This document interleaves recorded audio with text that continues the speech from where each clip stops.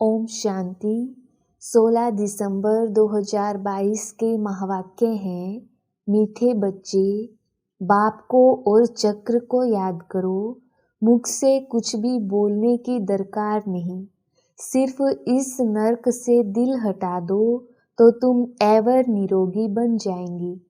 प्रश्न: बाप डायरेक्ट आकर अपने बच्चों की श्रेष्ठ प्रारब्ध बनाने के लिए कौन सी राय देते हैं? उत्तर: बच्चे, अब तुम्हारा सब कुछ खत्म होने वाला है, कुछ भी काम नहीं आएगा, इसलिए सुदामे की तरह अपनी भविष्य प्रारब्ध बना लो। बाप डायरेक्ट आया है तो अपना सब कुछ सफल कर लो। हॉस्पिटल कम कॉलेज खोल दो जिससे बहुतों का कल्याण हो। सबको रास्ता बताओ, श्रीमत पर सदा चलते रहो। ओम शांति। बेहद का बाप बच्चों को समझा रहे हैं। समझाया उसको जाता है जो बेसमझ होते हैं। तुम जानते हो कि बरोबर सब पतित हैं और पतित पावन बाप को याद करते हैं। पतित मनुष्य को जरूर बेसमझ कहेंगे। सभी बुलाते हैं कि हे पतित पावन, आकर हमको पावन बनाओ। भारतवासी जानते हैं कि सतयुग में ये भारत पावन था, पावन ग्रस्त धर्म था। इस समय पतित ग्रस्त अधर्म है। धर्मात्मा पावन को कहा जाता है। इस भारत में 5000 वर्ष पहले जब लक्ष्मी नारायण का राज्य था तो उनको पावन राज्य कहा जाता था। नर और नारी दोनों पावन थे। बाप बैठ समझाते हैं, आधा कल्प से भक्ति मार्ग चला है। जब तप आदि करना, वेद अध्ययन करना, ये सब भक्ति मार्ग है। इससे मुझे कोई प्राप्त नहीं कर सकता। मुझ बाप को जानते ही नहीं है। ये सब waste of time, waste of energy करते हैं। द्वापर से लेकर भक्ति मार्ग शुरू होता है, फिर देवताएं वहाँ मार्ग में जाते हैं। लाखों करोड़ों रुपया खर्च कर देवताओं के मंदिर बनाते हैं। सोमनाथ का मंदिर कितना हीरे ज्वारों से सजा हुआ था। उस समय के हिसाब अनुसार करोड़ों रुपए खर्च नहीं किया होगा, क्योंकि उस समय तो हीरे ज्वाहर आदि का दाम कुछ भी नहीं रहता। इस समय अगर वह मंदिर होता तो अथाह पद्मों की मिल्कियत हो जाए।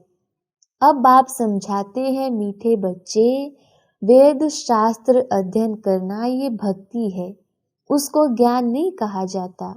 सतयुग में तीर्थ आदि नहीं मानते हैं। गंगा जमुना नदियां तो सतयुग में भी हैं, अभी भी हैं। सतयुग में कोई तीर्थ करने के लिए नदियां नहीं थी। बाप तो है ज्ञान का सागर, वह बैठ ज्ञान देते हैं। आधा कल्प ये भक्ति चलती है। पहले अव्यभिचारी भक्ति होती है, शिव की ही पूजा करते हैं, फिर देवताओं की। अभी तो भक्ति व्यभिचारी हो गई है। भक्ति करते, शास्त्र आदि पढ़ते रहते हैं तो सब भगत हो गए। सजनियां मुझ एक साजन को याद करती हैं। भक्तों की रक्षा करने वाला है भगवान, तो जरूर भक्ति में तकलीफ होती है। तब तो कहते हैं, आकर हमको लिबरेट करो। सजनियां मुझ एक साजन को याद करती हैं। भक्तों की रक्षा करने वाला है भगवान, तो जरूर भक्ति में तकलीफ होती है। तब तो कहते हैं, हमको आकर लिबरेट करो, दुख से मुक्त करो, गाइड बन मुक्ति धाम में ले चलो। उनको ये पता नहीं है कि भगवान कौन है। शिव व शंकर के मंदिर में जाते हैं। शिव शंकर को इकट्ठा कर दिया है। दोनों अलग अलग, वह निराकार, वह सूक्ष्म शरीरधारी। वह मूल वतन में रहने वाला, वह सूक्ष्म वतन में रहने वाला। तो बाप समझाते हैं, मंदिर में बैल दिखाते हैं। समझते हैं शिव शंकर की बैल पर सवारी थी। अब शिव के लिए कहते हैं वह सर्वव्यापी है। ऐसे नहीं कहेंगे कि शिव शंकर सर्वव्यापी हैं। एक परमपिता परमात्मा निराकार को कहते हैं। अब बाप कहते हैं, देखो मैं निराकार तुमको कैसे पढ़ाता हूँ। बैल पर कोई सवारी थोड़े ही होती है, हमारी सवारी बैल पर क्यों दिखाई है। मैं तो साधारण मनुष्य तन में प्रवेश करके आता हूँ। इनके 84 जन्मों की कहानी बैठ तुमको सुनाता हूँ। तुम भी ब्रह्मा मुख वंशावली आकर बने हो। इनका नाम है भागीरथ, अर्थात भाग्यशाली रथ, क्योंकि पहले पहले यह सुनते हैं और यही सौभाग्यशाली हैं। सत्युग में बहुत थोड़े होते हैं, बाकी सब आत्माएं वापिस चली जाती हैं अपने घर जहाँ से आई हैं। यह कर्म क्षेत्र है, सृष्टि का चक्र फिरता रहता है। मूल वतन सूक्ष्म वतन में यह सत्युग त्रेता नहीं होते हैं। यह ड्रामा का चक्र यहाँ फिरता है। आधा कल्प ज्ञान सत्युग त्रेता, आधा कल्प भक्ति द्वापर कलयुग। सत्युग में लक्ष्मी नारायण का राज्य था, फिर Lakshmi Narayan the first second राजाई चलती है। त्रेता में है चंद्रवंशी राम की डिनाइस्टी। सत्युग में 8 जन्म, त्रेता में 12 जन्म। ये 84 जन्मों की कहानी बाप ही समझाते हैं। बाप अपने ब्राह्मण बच्चों को ही मिलते हैं और किसको नहीं। बच्चे बने हैं तब उनको पढ़ाते हैं। बाप कहते हैं, मैं तुम्हारा बाप टीचर सतगुरु हूँ, सदगति कर साथ ले जाता हूँ। पावन होने का बहुत सहज उपाय है जो तुमको बतलाता हूँ। यहाँ बैठ तुम क्या करते हो। बच्चे कहते हैं, बाबा हम आपको याद करते हैं। आपका फरमान है कि निरंतर मुझे याद करने का पुरुषार्थ करो, तो इस योग अग्नि से तुम्हारे विकर्म विनाश हो जाएंगे। फिर तुम पवित्र सतो प्रधान बन जाएंगे। अब तुम तमो प्रधान हो, याद से ही खाद निकलेगी। कोई तकलीफ की बात नहीं। एवर निरोगी बनने के लिए कितनी सहज युक्ति है। देवताएं कभी बीमार नहीं होते। इस याद से ही तुम निरोगी बनेंगे। पाप भस्म होने से तुम पावन बन जाएंगे। बड़ी भारी कमाई है। घूमो फिरो सिर्फ मुझे याद करो। पहले यह प्रैक्टिस करनी है। याद करने से हम 21 जन्म के लिए निरोगी बन जाएंगे। कोई तकलीफ की बात नहीं, सिर्फ मामेकम याद करो। ये बाप ने आत्माओं को कहा, हे आत्माएं सुनती हो। बाप मुख से कहते हैं मुझे याद करो और घर को याद करो। अब यह नर्क खलास होना है, जाना है अपने घर। भोजन बनाते समय भी याद का पुरुषार्थ करो। भल तुम कर्म योगी हो तो भी कम से कम 8 घंटे तक जरूर पहुँचो। 5 मिनट, 10 मिनट, आधा घंटा ऐसे चार्ट को बढ़ाते रहो। जांच करते रहो हमने कितना समय बाप को याद किया। जिस बाप से वैकुंठ की बादशाही मिलती है, 21 जन्मों के लिए सदा निरोगी बनती हैं। कितनी सहज युक्ति है।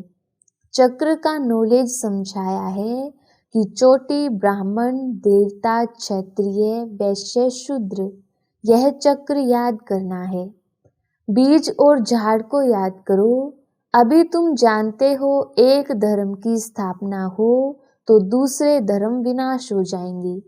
सत्युग में एक ही धर्म है, तुमको मेहनत ही इसमें है। बाप कहते हैं मुझ बीज को याद करो और झाड़ को याद करो।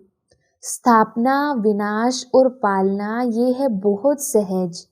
सहज योग और सहज ज्ञान। बीज से झाड़ कैसे निकलता है ये तुम्हारी बुद्धि में ज्ञान है। रहो बल गृहस्थ में परंतु पवित्र रहना है, ये तो अच्छा है ना। बाप कहते हैं 63 जन्म तुमने नरक में गोते खाए हैं, पाप किए, अब बिल्कुल ही पाप आत्मा बन पड़े हो। रावण के मत पर चलते आए हो। गांधी भी राम राज्य चाहते थे, इसका मतलब रावण राज्य में थे।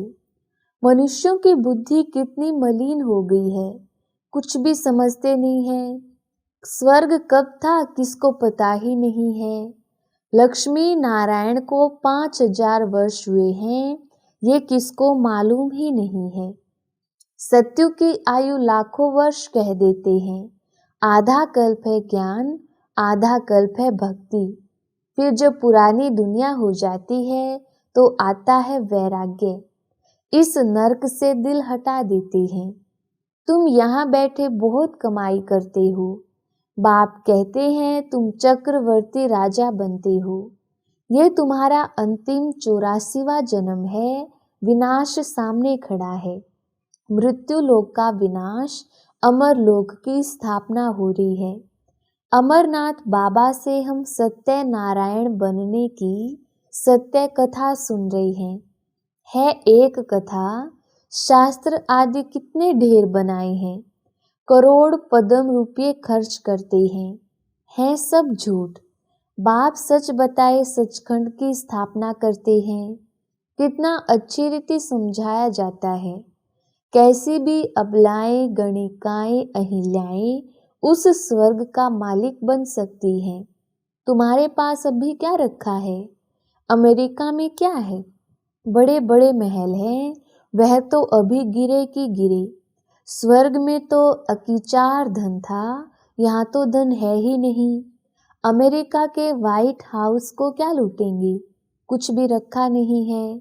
वहाँ सत्यु में तो गरीब से गरीब का महल भी यहाँ से अच्छा होगा। चांदी सोना लगा हुआ होगा। वहाँ सब सस्ताई रहती है, सबको अपनी जमीन रहती है। सुदामे का मिसाल, भक्ति मार्ग में 2 मुट्ठी ईश्वर अर्थ देते आई हो। कोई 5, 10, 100 रुपया भी दान करते हैं, जिसका एवजा दूसरे जन्म में मिलता है। इसलिए ही मनुष्य दान पुण्य आदि करते हैं। कोई हॉस्पिटल खोलते हैं तो दूसरे जन्म में तंदुरुस्ती अच्छी मिलती है, कोई बीमारी नहीं होती है। कोई कॉलेज बनाते हैं तो दूसरे जन्म में पढ़कर होशियार हो जाते हैं। एक जन्म का फल दूसरे जन्म में मिलता है। अब परम पिता परमात्मा निराकार बाप तो दाता है। बाप कहते हैं बच्चे एक हॉस्पिटल कम कॉलेज खोलो, इसमें बहुतों का कल्याण होगा। इसका फल तुमको 21 जन्म के लिए मिलेगा। वो है इनडायरेक्ट 1 जन्म के लिए। ये है डायरेक्ट 21 जन्मों के लिए प्रारब्ध मिलती है, क्योंकि अब बाप डायरेक्ट बैठे हैं। समझाते हैं तुम्हारा सब कुछ खत्म होने वाला है। महल माड़ियाँ सब मिट्टी में मिल जानी है। इसलिए अब भविष्य की कमाई करो जो तुम्हारे काम आए। जो भी आए उसको रास्ता बताओ। बाप को याद करो तो तुम्हारी कट निकलेगी। पारलौकिक बाप है। बाप कहते हैं श्रीमत पर चलने से तुम स्वर्ग के मालिक पारस बुद्धि बन सकते हो। कितनी युक्तियां भी समझाते रहते हैं। हरेक के कर्म का हिसाब अपना अपना है। बाप कर्म अकर्म विकर्म की गति बैठ समझाते हैं। कोई भी तकलीफ हो तो सर्जन के पास आकर श्रीमत लो। अहिल्याएं कुब्जाओं सबको ये रास्ता बताना है। पवित्रता पर ही हंगामा होता आया है। विष नहीं दिया तो मारने लग पड़ते हैं, घर से निकाल देते हैं। कितना हंगामा होता है। बाबा कहते हैं इस ज्ञान यज्ञ में असुरों के विघ्न बहुत पड़ेंगे। अबलाओं पर अत्याचार बहुत होंगे और सत्संगों में कभी अत्याचार नहीं होते हैं, यहाँ पर विघ्न पड़ते हैं। बाबा कहते हैं कितने पतित बन पड़े हैं। अभी तुम पवित्र बनते हो पावन दुनिया का मालिक बनने के लिए। बाप का फरमान है ये अंतिम जन्म पवित्र बन, मुझे याद करो तो विकर्म विनाश हूँ। इसका नाम ही है सहज राजयोग और कोई शास्त्र में यह युक्ति नहीं है। गीता में है देह के सब धर्म त्याग, मुझ अपने बाप को याद करो। अब श्री कृष्ण तो भगवान है नहीं, भगवान सब आत्माओं का बाप एक है। शरीर का लोन लिया है, ये है भाग्यशाली रथ। इनको खुशी तो होती है कि मेरा शरीर भगवान काम में लाते हैं। इस शरीर में बाप आकर सबका कल्याण करते हैं, बाकी बैल आदि नहीं है। इन बातों को नया क्या समझे। अच्छा, मीठे मीठे सिकिलधे बच्चों प्रति माता पिता बाप दादा का याद प्यार और गुड मॉर्निंग। रूहानी बाप की रूहानी बच्चों को नमस्ते। हम रूहानी बच्चों की रूहानी बाप दादा को याद प्यार गुड मॉर्निंग और नमस्ते जी। धारणा के लिए मुख्य सार। पहला पॉइंट, इस अंतिम जन्म में संपूर्ण पवित्र बन बाप की याद में रहना है। इस पतित दुनिया से दिल हटा देना है। दूसरा पॉइंट, स्वदर्शन चक्रधारी बनना है। हॉस्पिटल कम कॉलेज खोल अनेकों का कल्याण करना है। हर कदम पर सुप्रीम सर्जन से श्रीमत लेनी है। वरदान, दिव्य बुद्धि द्वारा त्रिकालदर्शी स्थिति का अनुभव करने वाले सफलता मूर्त भव। विस्तार, ब्राह्मण जन्म की विशेष सौगात दिव्य बुद्धि है।